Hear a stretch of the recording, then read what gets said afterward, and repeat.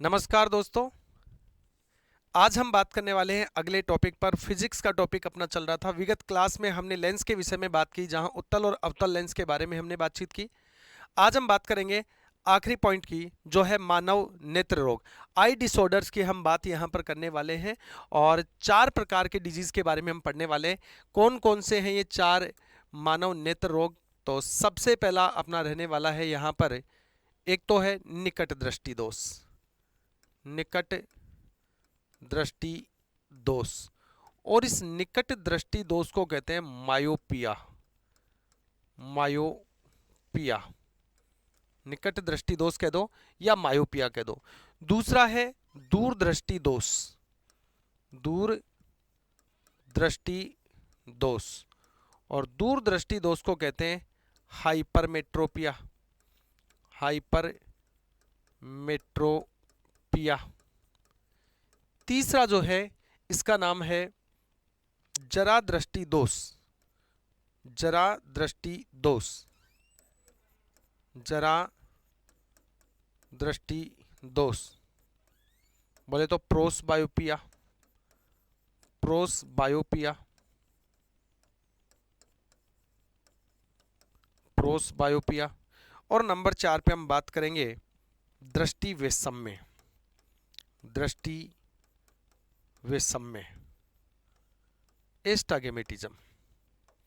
एस्टाग्मेटिज्म, ये 4 डिसऑर्डर हैं, ठीक है।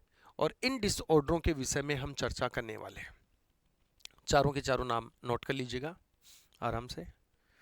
चलिए तो बात करते हैं। प्रथम सबसे पहले हम चलते हैं निकट दृष्टि दोष के बारे में जानने के लिए। निकट दृष्टि दोष नाम से स्पष्ट है, नाम से ही स्पष्ट है। पहला निकट दृष्टि दोष, निकट दृष्टि दोष। और आजकल एग्जाम में जो है इनकी टर्मिनोलॉजी पूछ लेता है। जैसे अभी मैंने कहा मायोपिया, मायोपिया, तो कैसे याद रहेगा? क्योंकि मायोपिया के अंदर, निकट दृष्टि दोष के अंदर सबसे पहली बात तो ये ध्यान रखना है कि जो नाम है वो तो सही है। यानी निकट दृष्टि दोष में निकट की वस्तु तो साफ दिखाई देती है, निकट की वस्तु साफ दिखाई देती है, साफ दिखाई देती है। लेकिन दूर की वस्तु साफ दिखाई नहीं देती है। दूर की वस्तु अस्पष्ट, अस्पष्ट, ठीक है। निकट दृष्टि दोष लग तो ऐसा रहा है जैसे निकट की दृष्टि में दोष है, लेकिन ऐसा नहीं है। निकट की दृष्टि तो सही है, यानी निकट की वस्तु तो हमें स्पष्ट दिखाई देती है, लेकिन दूर की वस्तु हमें स्पष्ट दिखाई नहीं देती है। और मायोपिया याद रखना है, निकट साफ दिखता है तो इसी को याद रखने का तरीका है कि निकट आ मेरे पिया। मायोपिया को याद रखना, निकट आ मेरे पिया तभी तो मुझे स्पष्ट दिखाई देगा, ठीक है। तो मायोपिया के लिए निकट, ठीक है, यानी निकट दृष्टि दोष मायोपिया। अब इसके उपचार की बात करते हैं। उपचार, अब उपचार में कौन से लेंस का उपयोग करें? तो जाहिर सी बात है कि निकट की वस्तु साफ दिखाई देती है, दूर की वस्तु साफ दिखाई नहीं देती है। तो दूर की वस्तु साफ दिखाई कब देगी? जब वो निकट आ जाए। तो ऐसा लेंस हम उपयोग में करें या उपयोग में लें जो दूर की वस्तु का प्रतिबिंब कहां बनाए? पास में। दूर की वस्तु का प्रतिबिंब कहां बनाए? पास में। उत्तल लेंस वस्तु का प्रतिबिंब दूर बनाता है, ठीक है, लेकिन अवतल लेंस जो है वो वस्तु का प्रतिबिंब लेंस के पास बनाता है, ठीक है। तो कौन से लेंस का उपयोग करेंगे? तो उपचार में हम कहेंगे अवतल लेंस का उपयोग करते हैं। अवतल लेंस का उपयोग, अवतल लेंस का उपयोग क्यों करेंगे? क्योंकि, चाहे तो लिख सकते हैं क्योंकि, क्योंकि अवतल लेंस, अवतल लेंस वस्तु का प्रतिबिंब, वस्तु का प्रतिबिंब निकट बनाता है, निकट बनाता है। वस्तु का प्रतिबिंब क्या करता है? निकट बनाता है। तो ये तो हो गया कौन सा? निकट दृष्टि दोष। दूसरा जो है वो है दूर दृष्टि दोष। दूसरा आई डिसऑर्डर क्या है? बी, दूर दृष्टि दोष। नाम से तो ऐसा लग रहा है कि दूर की दृष्टि में दोष है, लेकिन ऐसा नहीं है। जो नाम है वो तो सही है, यानी दूर की वस्तु तो साफ दिखाई देती है, और इसे कहते हैं हाइपरमेट्रोपिया। क्या कहते हैं? हाइपरमेट्रोपिया। इसे कहते हैं हाइपरमेट्रोपिया। ठीक है। और इसमें क्या ध्यान रखना है, देखिए, दूरदृष्टि दोष में दूर की वस्तु तो स्पष्ट, दूर की वस्तु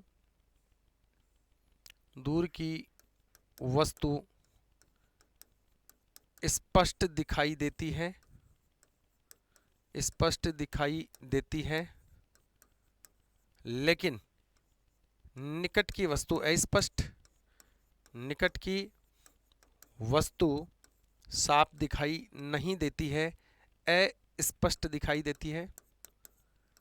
अस्पष्ट यानी साफ दिखाई देती है, अस्पष्ट दिखाई देती है यानी कि साफ दिखाई नहीं देती है। ओके। अब बात आती है कि साहब कौन से लेंस का उपयोग करें। तो इसका जो उपचार है, इस उपचार में हम ऐसे लेंस का उपयोग करेंगे जो वस्तु का प्रतिबिंब दूर बनाए, क्योंकि निकट की वस्तु तो हमें साफ दिखाई देती है, पर दूर की वस्तु जो है वो तो साफ दिखाई देती है, ठीक है, लेकिन निकट की वस्तु साफ दिखाई नहीं दे रही है। तो निकट की वस्तु साफ कब दिखाई देगी? जब वो दूर चली जाए, क्योंकि हम ऐसे रोग से ग्रसित हैं जिसमें दूर की वस्तु साफ दिखाई देती है। दूर दृष्टि दोष याद कैसे रखेंगे? हाइपरमेट्रोपिया। हाइपर मत हो मेरे पिया, नहीं तो मेट्रो में बैठकर तेरे से दूर चली जाऊंगी। तो हाइपर मेट्रोपिया। तो हाइपरमेट्रोपिया किसके लिए? दूर के लिए याद रखना है अपने को। ओके। तो दूरदृष्टि दोष के अंदर निकट की वस्तु जब दूर चली जाएगी तो हमें स्पष्ट दिखाई देगी। ऐसा कौन सा लेंस है जो वस्तु का प्रतिबिंब वास्तु की स्थिति से दूर बनाता है या लेंस से दूर बनाता है? तो ऐसा लेंस है दोस्तों अवतल लेंस। तो हम लिख सकते हैं यहां पर, सॉरी, उत्तल लेंस। तो हम लिख सकते हैं उत्तल लेंस, उत्तल लेंस का उपयोग किया जाता है। इसके उपचार में किसका? उत्तल लेंस का उपयोग किया जाता है। उत्तल लेंस का उपयोग किया जाता है। क्यों? क्योंकि उत्तल लेंस वस्तु का प्रतिबिंब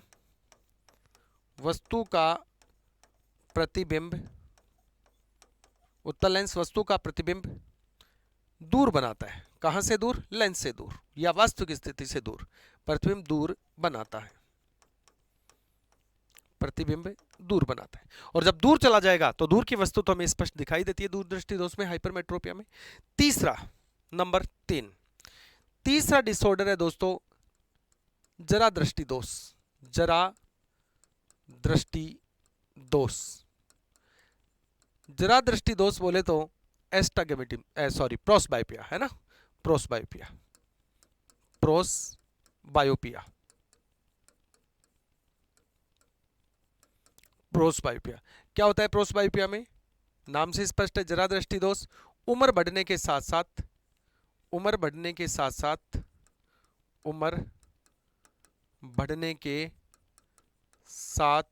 साथ नेत्र की समंजन क्षमता, नेत्र की एडजस्टमेंट कैपेसिटी, नेत्र की समंजन क्षमता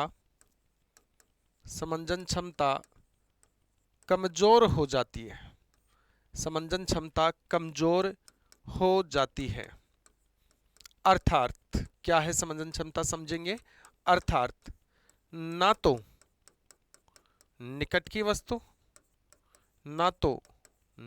वस्तु साफ दिखाई देती है, ना तो निकट की वस्तु साफ दिखाई देती है,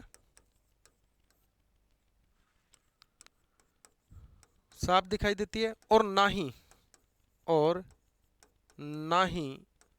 दूर की वस्तु साफ दिखाई देती है। क्लियर? तो जैसे जैसे उम्र बढ़ती है वैसे वैसे नेत्र की एडजस्टमेंट कैपेसिटी, समंजन क्षमता कमजोर हो जाती है, जिसमें ना तो हमें निकट की वस्तु स्पष्ट दिखाई देती है और ना ही हमें दूर की वस्तु स्पष्ट दिखाई देती है दोस्तों। तो ऐसी स्थिति को जरा दृष्टि दोष कहते हैं।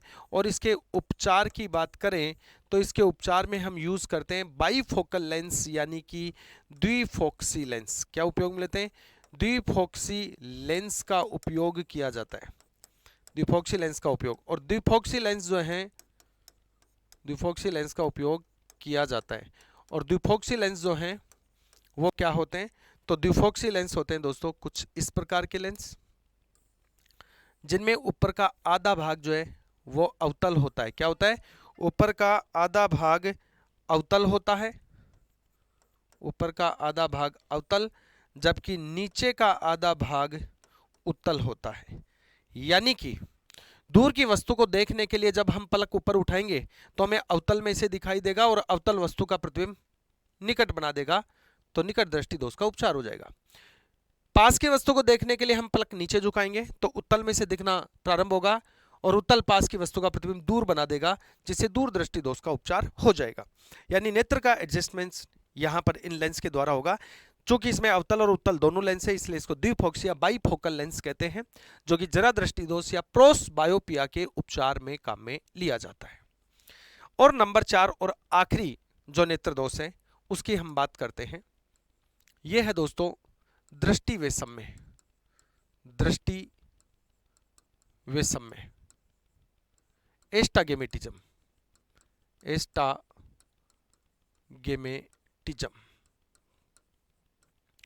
एस्टाग्मेटिज्म की हम बात करें तो एस्टाग्मेटिज्म जो है इसके अंदर क्या होता है बता देता हूं। यहां पर हमारा जो नेत्र होता है, देखिए इस तरह से हमारा मानव नेत्र होता है,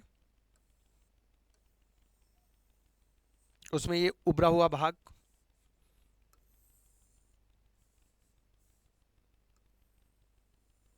ये उभरा हुआ भाग, कॉर्निया वाला भाग, ठीक है, ये लेंस है इस तरह से, ओके।